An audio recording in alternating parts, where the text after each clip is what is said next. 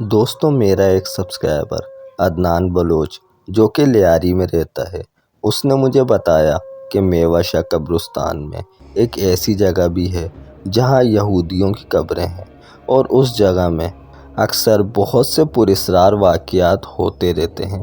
ایک رات عدنان بلوچ کا بھائی شکیل بلوچ ڈیوٹی سے گھر آ رہا تھا۔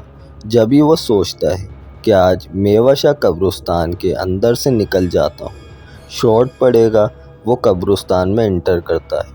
چاروں طرف سناٹا ہوتا ہے، بس کچھ ہلکی سی لائٹس جو دور دور قبرستان میں موجود تھی، ہلکی روشنی آ رہی ہوتی ہے۔ شکیل اب جلدی سے اس جگہ سے نکلنا چاہتا ہے۔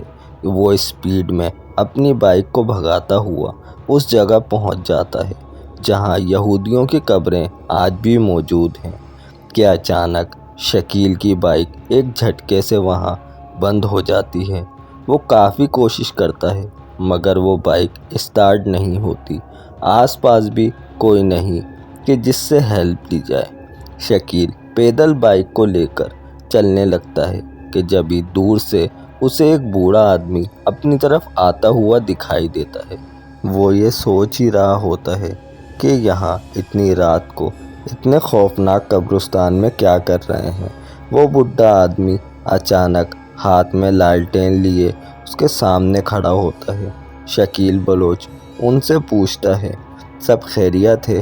وہ انکل روتے ہوئے بولتے ہیں، بیٹا میں یہاں کا گورکن ہوں اور اس قبرستان میں ہی رہتا ہوں۔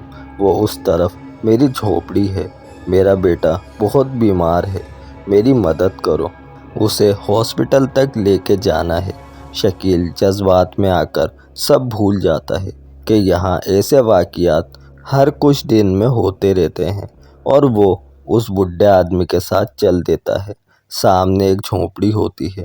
شکیل اس بوڑھے آدمی کی طرف مڑتا ہے مگر وہاں کوئی بزرگ آدمی نہیں بلکہ ایک خوفناک شیطان کھڑا تھا۔ وہ جھوپڑی بھی غائب تھی۔ شکیل یہ سب دیکھ کر ڈر گیا اور اسے وہ سب کہانیاں یاد آنے لگیں جو اس نے سن رکھی تھیں، مگر اب بہت دیر ہو چکی تھی۔ اب شکیل کے چاروں طرف بہت سارے مردہ نما لوگ کھڑے ہوئے تھے۔ شکیل بولتا ہے، میری کیا غلطی ہے، مجھے چھوڑ دو۔ وہ خوفناک مردے بہت بھیانک آواز میں بولتے ہیں، یہ جگہ ہماری ہے، تم لوگوں نے ہم سے ہماری جگہ لے لی۔ یہ بولتے ہی وہ سب شکیل پر حملہ کرتے ہیں۔ شکیل بری طرح زخمی ہو کر بے ہوش ہو جاتا ہے۔ شکیل کی فیملی رات بھر شکیل کے گھر نہ آنے کی وجہ سے بہت پریشان ہوتی ہے، اور صبح ہوتے ہی شکیل کا بھائی عدنان بائک پر شکیل کے آفس والے راستے پر ڈھونڈنے نکل جاتا ہے۔